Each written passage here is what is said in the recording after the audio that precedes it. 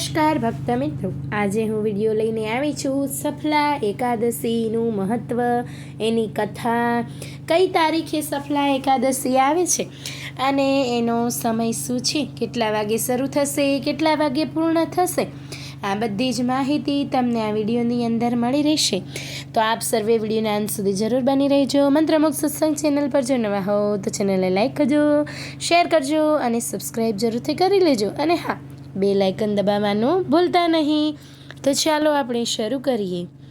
હિન્દુ ધર્મમાં અગિયારસનું વિશેષ મહત્ત્વ રહેલું છે. તમને જણાવી દઈએ કે એક વર્ષમાં કુલ 24 અગિયારસ આવે છે. એક સુદ પક્ષની અંદર અને બીજી વદ પક્ષની અંદર આવે છે. અમે વાત કરવા જઈ રહ્યા છીએ કે સફલા એકાદશીની જે આ વર્ષે 26 ડિસેમ્બરે ઉજવાશે. 2024ની આ અંતિમ અગિયારસ છે. માન્યતા છે કે આ દિવસે પવિત્ર નદીમાં સ્નાન કરવાથી અને ભગવાન વિષ્ણુની પૂજા કરવાથી વિશેષ ફળ મળે છે. જે વ્યક્તિ આ વ્રત કરે છે તેના તમામ શુભ કાર્યોમાં સિદ્ધિ પ્રાપ્ત થાય છે.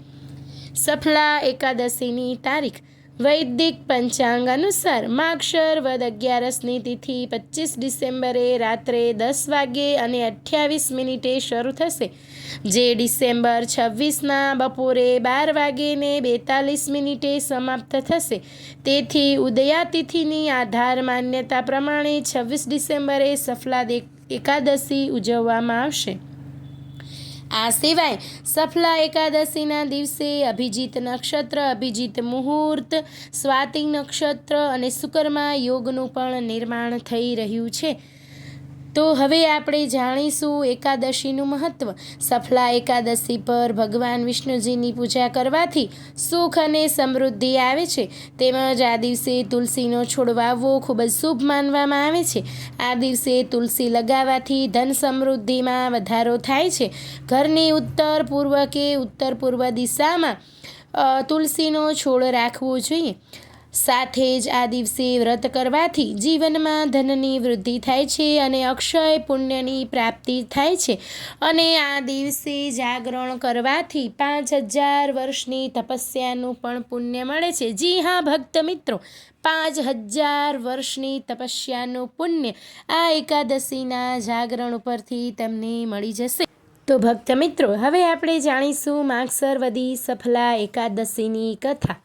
યુધિષ્ઠિરે પૂછ્યું કે હે પ્રભુ, હે સ્વામીન, હે જનાર્દન, માર્ગશીર્ષ વદી એકાદશીનું શું નામ છે, તેનો કેવો પ્રકાર છે અને તેમાં કયા દેવનું પૂજન કરવું જોઈએ, તે બધું તમે મને વિસ્તારથી જણાવો. શ્રી કૃષ્ણએ કહ્યું કે હે યુધિષ્ઠિર, હું જેવો એકાદશીના વ્રતથી પ્રસન્ન થાઉં છું તેવો ઘણી દક્ષિણાવાળા યજ્ઞોથી પણ પ્રસન્ન થતો નથી. હે રાજન, માર્ગશીર્ષના કૃષ્ણ પક્ષની જે એકાદશી છે તેની કથા હું તમને કહું છું, જે તમે એકાગ્રચિત્તથી સાંભળો.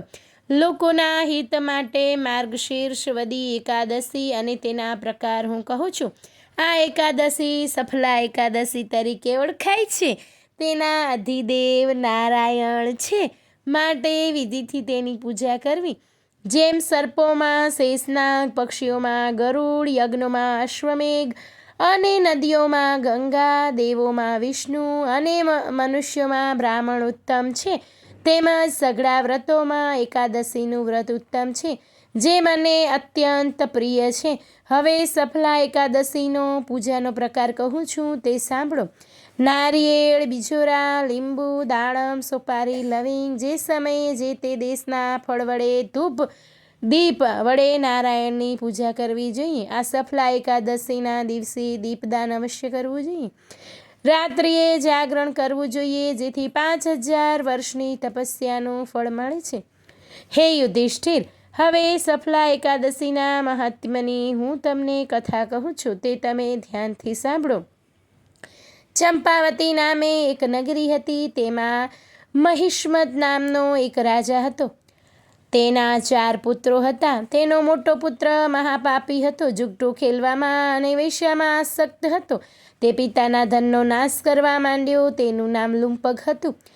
આવા દુરાચરી પુત્રને રાજાએ રાજ્યમાંથી કાઢી મૂક્યો.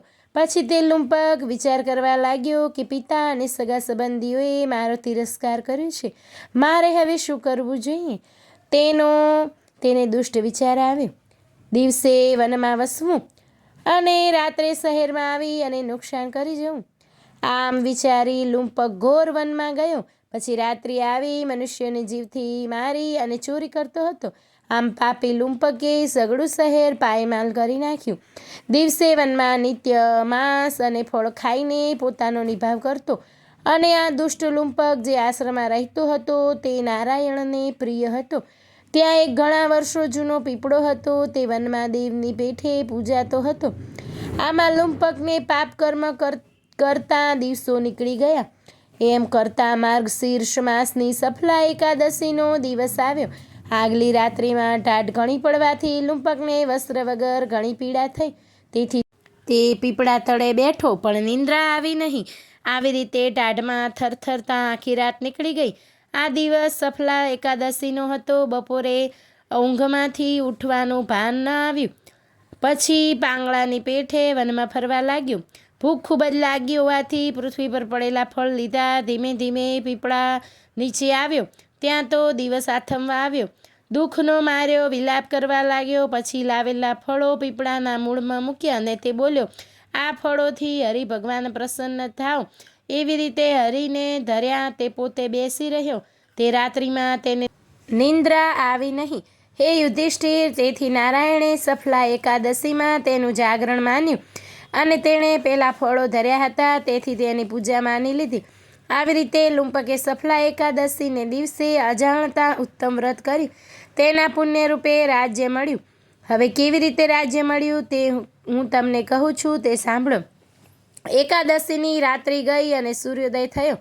ત્યારે એક દિવ્ય ઘોડો ત્યાં આવ્યો. તેની ઉપર સઘળી સામગ્રી પણ દિવ્ય હતી.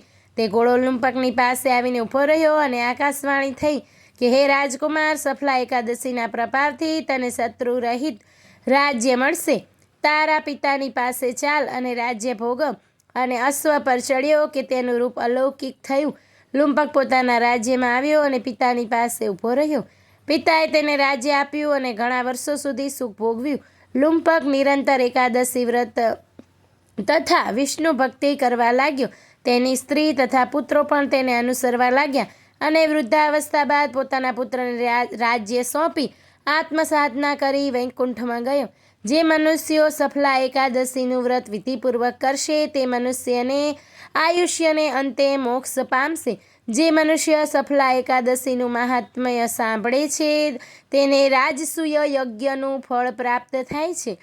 ઇતિ શ્રી કૃષ્ણ યુધિષ્ઠિર સંવાદે માર્ગશીર્ષ કૃષ્ણેકાદશ્યા સફલા નામન્યા મહાત્મ્યમ સંપૂર્ણમ. બોલો શ્રી કૃષ્ણ કનૈયા લાલ કી જય. ઓમ નમો નારાયણ.